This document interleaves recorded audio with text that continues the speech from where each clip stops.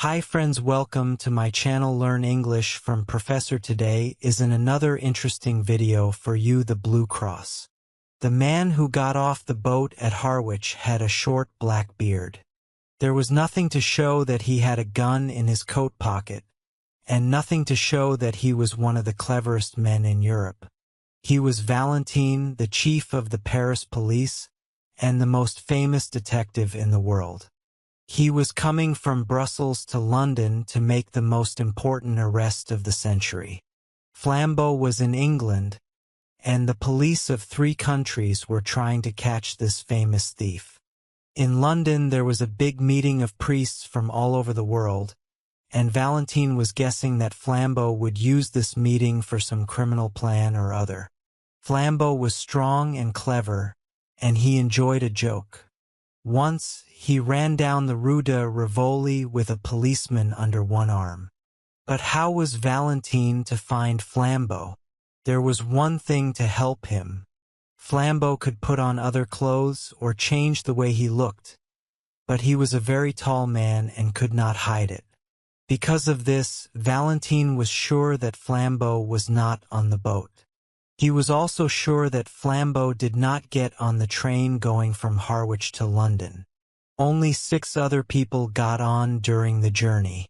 1 short railwayman, 3 short farmers, 1 very short woman, and a very short priest going up to London from an Essex village. When Valentine saw this last person, he almost laughed. The little priest had a round, simple face. He had several parcels which he found difficult to keep together, and a large umbrella which often fell to the floor.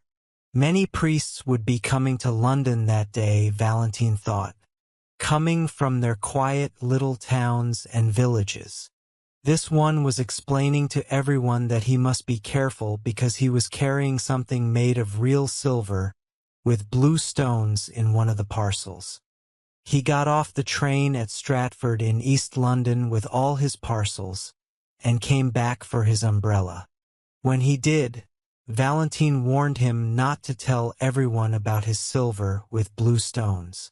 The detective was looking for people who were at least 2 meters tall, because Flambeau was several centimeters taller than this. He got off the train in central London and went to the London police to ask for help if he needed it. Then he went for a long walk. He stopped suddenly in a quiet square. On one side the buildings were higher than the rest, and there was a small restaurant between the tall houses. It stood high above the street with steps going up to the front door. Valentine stood looking at it, smoking a cigarette. When he was looking for a criminal, if he had a clue, he followed it. If he had no clue at all, he followed his own feelings. A man must begin somewhere, and something about the quiet little restaurant made Valentine want to start there. He went up the steps, sat down by the window, and asked for a cup of coffee. A few minutes later, Valentine was lifting the cup to his lips, but he put it down quickly. "I've put salt in it," he said. And he looked at the bowl of silvery powder. It was a sugar bowl. So why did they keep salt in it? There were 2 full salt cellars on his table. What was in them? He tasted it. It was sugar. He looked around. Except for 1 or 2 dark, wet stains on the white wall, there was nothing at all strange in that place. Valentine called the waiter and asked him to taste the sugar. The waiter was half asleep, but he woke up when he tasted the sugar. "Do you play this joke on your customers every morning?" asked Valentine. The waiter did not know what to say. Then suddenly he said, "It was the 2 priests." "What 2 priests?" said Valentine. "The 2 priests who threw soup at the wall over there," replied the waiter. Valentine looked again at the dark, wet stains. "The 2 of them came in and drank soup here very early this morning," the waiter explained. "They were both very quiet. One of them paid the bill and went out. The other took several more minutes to get his things together." Then he picked up his cup, which was only half empty, and threw it at the wall. I was in the back room, but I ran out to find the restaurant empty. I tried to catch them in the street, but they were too far away. They went round the corner into Carstairs Street. The detective jumped to his feet, put on his hat, and paid his bill. A moment later he was outside. He walked round into the next street. Although he was excited and in a hurry, Valentine saw something in the front of a shop that made him stop. The shop sold fruit, and there were some oranges and some nuts at the front. They each had cards with writing on them. The card on the nuts said, "Best oranges, 2 for a penny." The card on the oranges said, "Best nuts, 4 pence for a bag." Valentine looked at the 2 cards. "I've seen this kind of joke before," he thought. He told the man in the shop about the cards. The man said nothing, but he put the cards in the right places. "Can I ask you a question?" said Valentine. "If 2 cards in a shop are in the wrong places, how are they like a priest's hat that has come to London for a holiday? Or why do nuts that are said to be oranges make me think of 2 priests, one tall and the other short?" The man in the shop looked angry. "Are you a friend of theirs?" he said. "If you are, you can tell them that I'll bang their stupid heads together if they knock over my apples again." "Did they knock over your apples?" asked the detective. "One of them did," said the man. "Which way did they go?" asked Valentine. "Up that second road on the left-hand side, and then across the square," answered the man. "Thanks," said Valentine, and hurried away. On the other side of the second square, he found a policeman. "Have you seen 2 priests?" he asked. The policeman laughed. "I have, sir. One of them stood in the middle of the road, dropping parcels everywhere." "Which way did they go?" asked Valentine. "They went on one of those yellow buses over there," answered the policeman. "Those that go to Hampstead." Valentine told the policeman who he was, then said, "Call 2 of your men to come with me." In 2 minutes, an inspector and another detective arrived. "Well, sir," began the inspector. "How dash? I'll tell you on the top of that bus," said Valentine. When the 3 of them were sitting on the top seats, the inspector said, "A taxi is quicker." "True," said Valentine, "but we don't know where we're going. All we can do is look for some strange thing." "What kind of strange thing?" asked the inspector. "Any kind of strange thing," replied Valentine. The yellow bus went slowly up the roads to the north of the city. The French detective became quiet. Lunchtime came and went, and the long roads seemed to go on forever. Valentine sat silently and watched everything that went by. The 2 other detectives were almost asleep when he suddenly shouted. They quickly followed Valentine off the bus without knowing why. "Over there," said Valentine. "The place with the broken window." He was looking at a restaurant. It had a large window with a hole in the middle of the glass. "How do we know that the window has anything to do with them?" asked the inspector. Valentine became angry. "No," he said. "We can't know. But don't you understand? We must either follow one wild chance or go home to bed." They followed him into the restaurant where the 3 of them ate a meal at a small table. Valentine looked at the little star of broken glass, but learned nothing from it. "Your window is broken," he said, paying his bill. "Yes, sir," replied the waiter. "It was very strange how it happened." "Tell me," said Valentine. "2 of those priests came in," said the waiter. Those foreign priests who are in the city at the moment. They had a cheap and quiet little lunch, and one of them paid for it and went out. The other was just going to follow him when I realized something. Wait, I said to the one who was nearly out of the door. You've paid too much. And I picked up the bill to show him. But I got a surprise. What do you mean? Asked Valentine. I was sure that I'd put 4 shillings on that bill, said the waiter. But now I saw that it was 14. Then what happened? Said Valentine. The priest at the door said, That will pay for the window.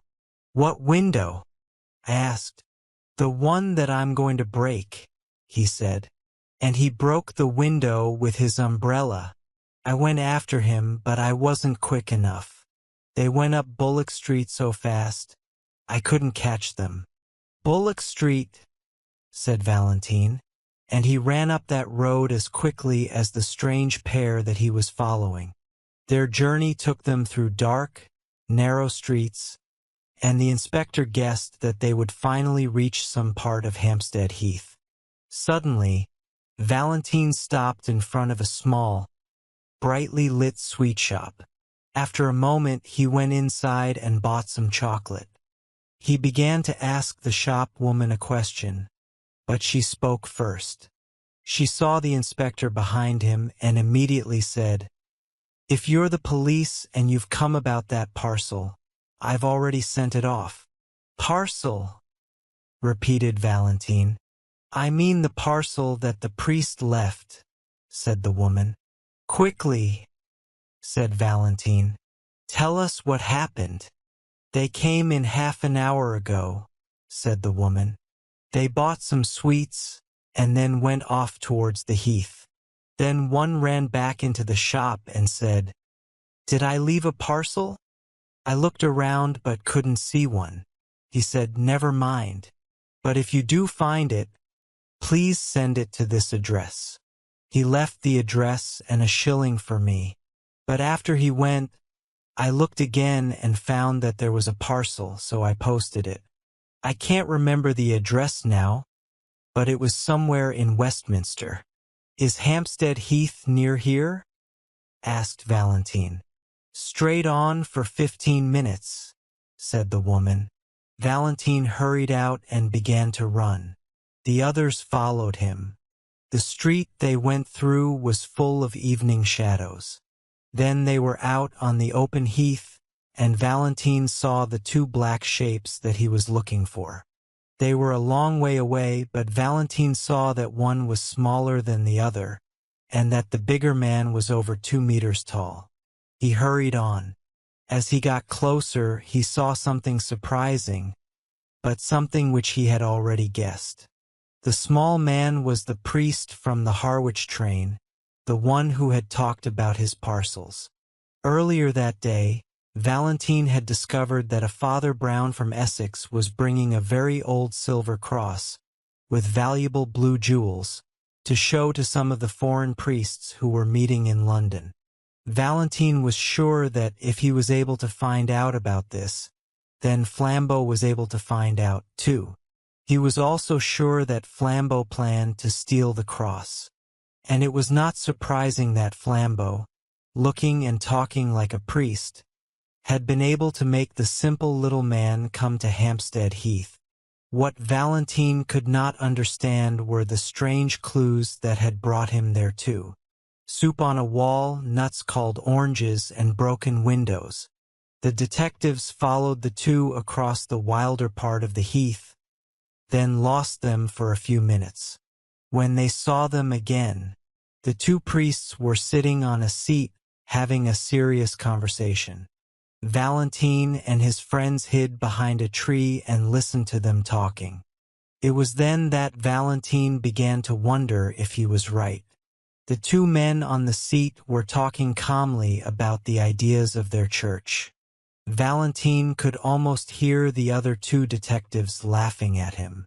They had come all this way, only to listen to the talk of 2 gentle old priests. Father Brown was speaking. Look at the stars. like jewels in the sky.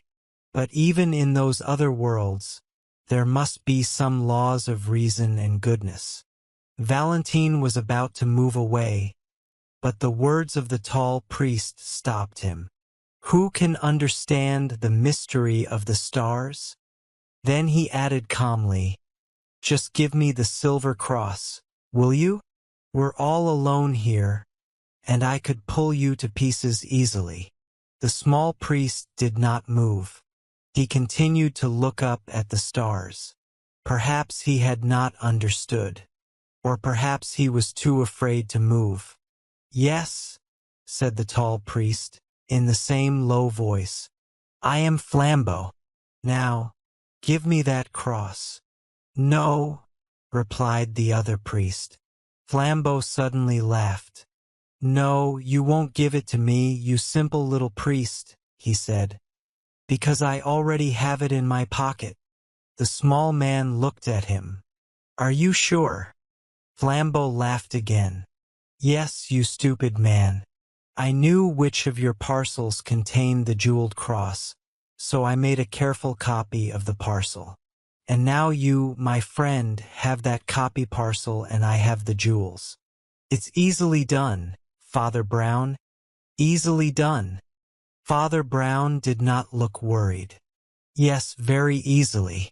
I remember another man who used copy parcels for many years, he said. I remembered him when I began to wonder about you. Wonder about me? Said Flambeau. When did you begin to wonder about me? When I brought you up to the heath? No, said Father Brown. When we first met, I saw that little shape under the arm of your coat, where you keep your knife. How did you know that? Cried Flambeau.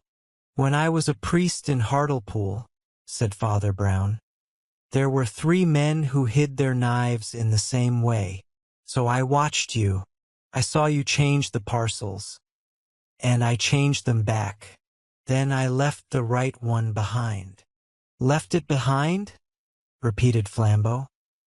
I went back to the sweet shop, explained Father Brown, and asked the woman if she saw me leave a parcel.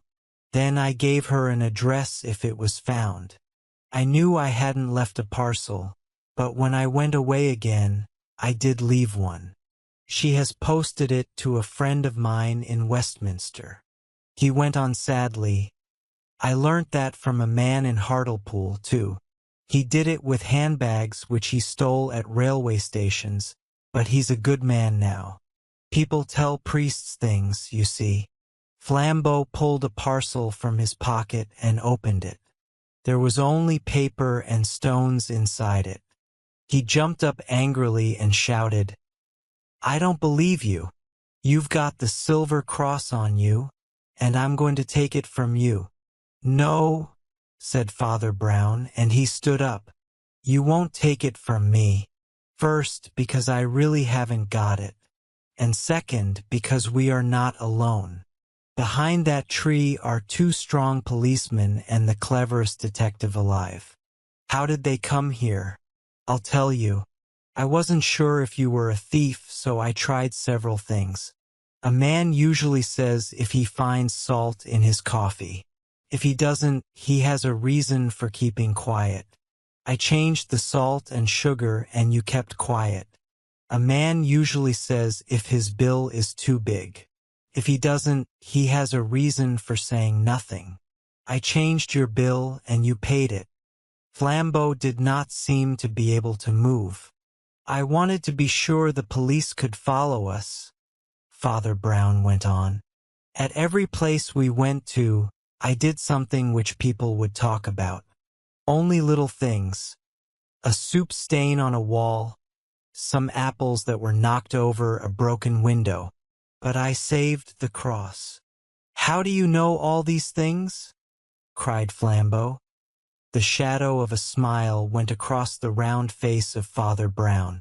By being a simple little priest, I suppose, he said. If you listen to enough men telling you about their crimes, you are sure to learn something. The three policemen moved out from behind the tree. Flambeau knew when he had lost a battle, and he was famous for his politeness. He took off his hat to Valentine and smiled. "Do not take your hat off to me, my friend," said Valentine. "Let us both take them off to Father Brown." And they both stood with their hats off while the little Essex priest looked around for his umbrella. The end.